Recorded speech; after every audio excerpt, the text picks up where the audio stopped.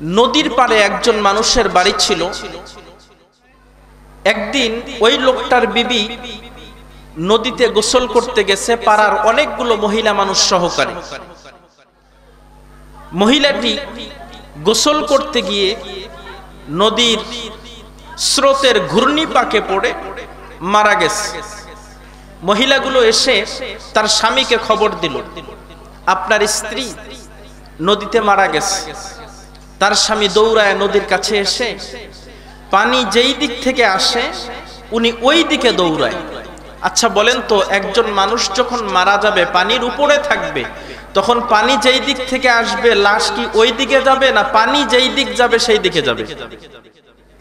কিন্তু এই লোকটা উল্টো দিকে যাচ্ছে। সব লোকজন তার দিকে তাকায় একে অপরকে বলে, দেখছো বউরে কত ভালোবাসে। মাথায় ঠিক নাই লাশ কোথায় খুঁজতে হবে আর কোন দিকে খুঁজতে যাচ্ছে। উনি বলে, তোমরা যা বলতেছ কথাগুলো ঠিক নয়। 22 বছর ধরে আমি তার সঙ্গে সংসার করি। আমি যদি তাকে বলতাম ডান, সে বলতো বাম। আমি যদি বলতাম বাম, সে বলতো ডান। তার মানে আজকে মৃত্যুর পরে সে জানে আমি তাকে খুঁজতে আসব, নিশ্চয়ই সে ওই দিকে না গিয়ে উল্টা পথেই রওনা হয়েছে। এমন মহিলা আপনাদের এলাকায় আছে না নাই? আমার ভাইয়েরা, আবার কিছু কিছু পুরুষ মানুষও আছে মহিলা মার্কা, বউয়ের বুদ্ধি শুনে পিতা মাতার সঙ্গে খারাপ আচরণ করে। এমন আছে না? সংসারটা অনেক সময় ফকির করে ফেলে। এক রাজার দরবারে এক জেলে একটা মাছ নিয়ে আসছে। রাজা আবার খুব বেশি পছন্দ করত মাছ।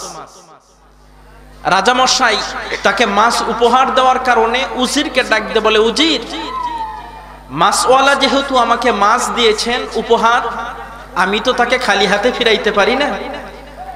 আমার টাকা পয়সার থেকে 100 স্বর্ণ মুদ্রা তাকে দিয়ে দাও উপহার স্বরূপ। উজির যখন ওই লোকটাকে 100 স্বর্ণ মুদ্রা দিছে, লোকটা চলে যাচ্ছে। পাশেই তার বিবি বসা। রাজামশাইকে ডাক দিয়ে বলেন, আপনি কি করলেন? একটা মাছ যার দাম 5 টাকাও হবে না, আপনি 100 টাকা দিয়ে দিলেন। এবার রাজামশাই বলে, আচ্ছা বিবি বলো তো, মাছটা তো নিয়ে ফেলেছি, উপঢৌকন দিয়ে ফেলেছি, এখন টাকাটা ফেরত কেমনে নেব? বলে, বুদ্ধি একটা আছে, মাছওয়ালারে ডাকো, তাকে জিজ্ঞেস করো এই মাছ কি ছেলে মাছ নাকি মেয়ে মাছ। যদি ছেলে মাছ হয় তুমি বলবো আমি ছেলে মাছ খাই না।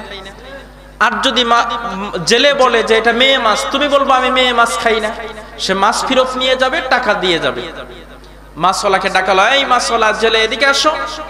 আসছে। আচ্ছা তোমার মাছ, তুমি যে মাছটা নিয়ে আসছো, এটা কি ছেলে মাছ না মেয়ে মাছ? সে তো বড় চতুর, খুব চালাক ছিল। সে বলল, স্যার আমি যে মাছ আজকে নিয়ে আসছি আপনার জন্য, ছেলে মাছও আনি নাই, মেয়ে মাছও আনি নাই, এটা একটা হিজড়া মাছ। এবার রাজা খুশি হয়ে উজিরকে বলে, উজির আগে দিছো কয় টাকা? বলে 100 টাকা। আরো 100 টাকা দাও। লোকটা এবার 200 টাকা নিয়ে আনন্দে 2 হাত ভর্তি করে যাচ্ছে। কিছু দূর যাওয়ার পর হাত থেকে একটা টাকা সুন্দর করে পড়ে গেছে। সে টাকাটা উঠায় চুমা খাচ্ছে। টাকাটা যখন চুমা খাইতেছিল, রাজার স্ত্রী আবার বলে, এইবার সুযোগ তার কাছ থেকে টাকা 200 ফেরত নেওয়া। রাজার স্ত্রী বলে, দেখছো কত ছোট লোক, 200 টাকা তুমি তাকে দিয়েছ, একটা টাকা পড়ে গেছে, ওইটা উঠায় এসে চুমা খাচ্ছে। আরে রাস্তাঘাটে কত ফকির মিসকিন চলে, টাকাটা তো একটা ফকির উঠায় নিলে উপকার হয়। রাজা রাগ হয়ে গেল, ডাক দিল, এই জেলে এদিকে আসো। মাত্র একটা টাকা পড়ছে আর ওই টাকাটা তুমি তুইলে চুমা খাচ্ছ, তুমি তো খুব ছোট লোক আছো। জেলে এবার বলে, রাজা মশাই টাকার উপর আমার কোনো লোভ নাই, টাকাটা আমি তুলতামও না, কিন্তু যখন টাকাটা পড়ে গেল হঠাৎ দেখলাম টাকার উপরে আপনার একটা ছবি। আমাদের দেশের টাকার উপরে ছবি আছে না? কয় আপনার ছবি মাটিতে পড়ে থাকবে, মানুষ তা ওটার উপর পাও রাখতে পারে, এই জন্য আমি উঠাইলাম আর চুমা খাইলাম। রাজা মশাই কয়, তাই নাকি? তুমি আমাকে এত সম্মান করো? হে উজির, আগে কত দিছো? বলে 200। আরো দাও 200। আচ্ছা বলেন তো, যে কিনা মাত্র 100 টাকা নিয়েই ফিরে যাচ্ছিল, তাকে মোটে 400 টাকা দেওয়া হলো কার বুদ্ধিতে? এইরকম পুরুষ মানুষ সমাজে আছে না নাই বলে? আবার কিছু কিছু ঘরে দেখবেন পুরুষও যেমন দাজ্জাল মার্কা, মহিলাও তেমন দাজ্জাল মার্কা, আছে না নাই বলেন? এক বাড়িতে স্বামী স্ত্রীকে শুধু মারত, দোষেও মারত, বিনা দোষেও মারত। একদিন সে বাজারে গেছে, বলেন তো কোন মাছ মরে কম? কম মরে কোন মাছ? কই মাছ। এবার এই মহিলা কি করছে? কই মাছ বাজার থেকে কিনে নিয়ে আসছে 1 কেজি।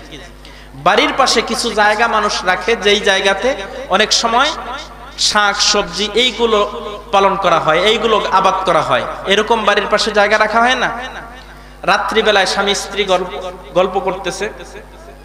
মাছটা কিনে আনার পরে তার স্ত্রী ওই জায়গাতে বিভিন্ন জায়গায় গর্ত করে করে মাছগুলো পুঁতে রাখছে।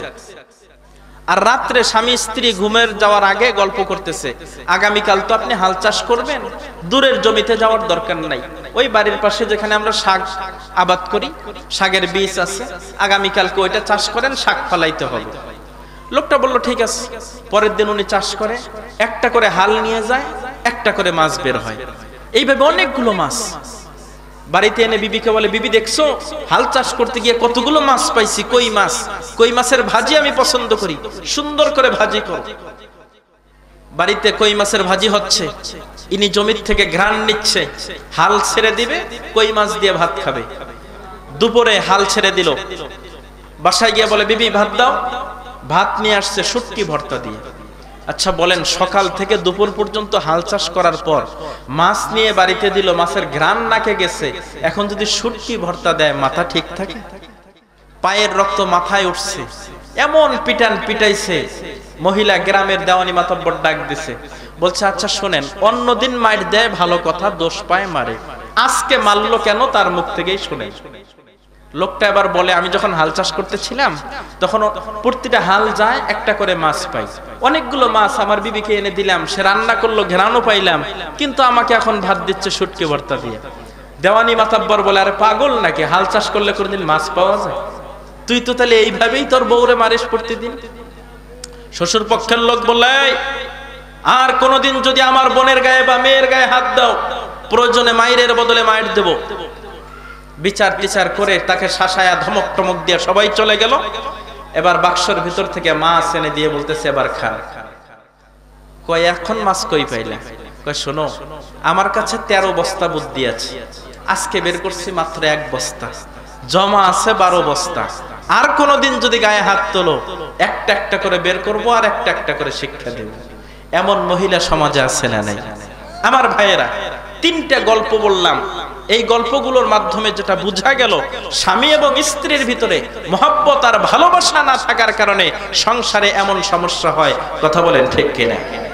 আমার বন্ধুগণ, আমার নবীজি সাল্লাল্লাহু আলাইহি ওয়াসাল্লাম তার বিবিদেরকে অনেক ভালোবাসতেন।